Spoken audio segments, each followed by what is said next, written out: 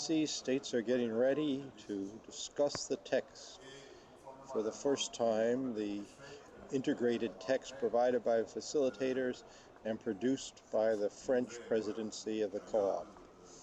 We will see how this takes place today and what will happen in the coming days at this meeting.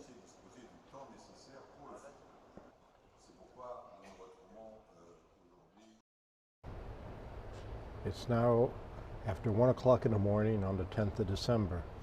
This is actually the 11th day, although this is the update on the 10th day of the co-op, 9 December.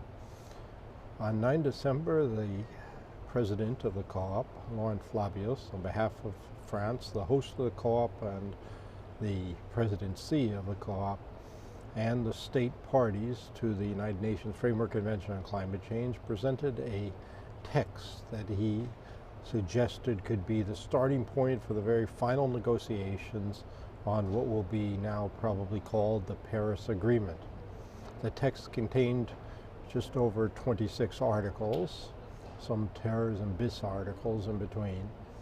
Most countries found some fault with the text, but as one of the countries, or Malaysia, for the like-minded developing countries said, there was a lot of disagreement on both sides of the fence. So both developing countries and developed countries had some problems with the text, and he suggested that maybe that is the text finding a middle point that is acceptable to all.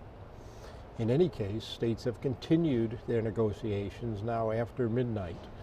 The plenary ended just before midnight, and then the president said that they would start again dealing with some subjects at midnight and continue at 1 o'clock in the evening. Although most civil society observers have gone home because again we're locked out of the room despite the repeated assurances by the chair or by the presidency that this is a open and transparent co-op, civil society is still not allowed in the negotiating rooms. We're only given updates. They do share the text with us, the text that is brought out by the presidency now, but we are not allowed to go into the negotiating rooms and hear what is happening in the negotiations. Even states are only allowed 4 tickets per negotiating room, and there's a quite large overflow room, but again, civil society, observers, even intergovernmental organizations are not allowed into that room.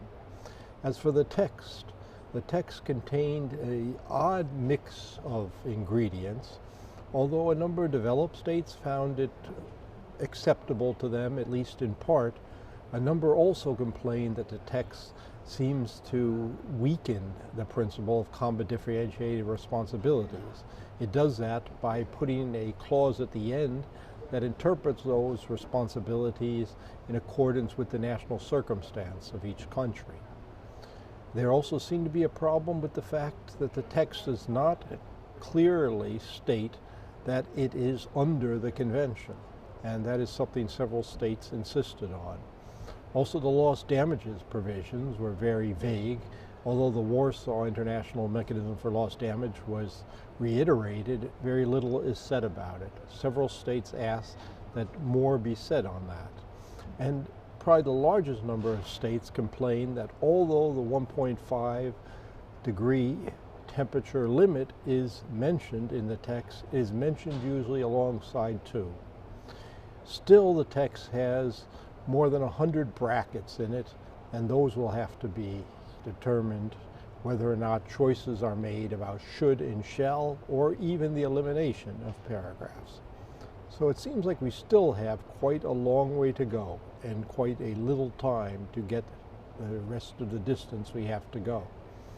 What will be interesting to see is how the presidency deals with this.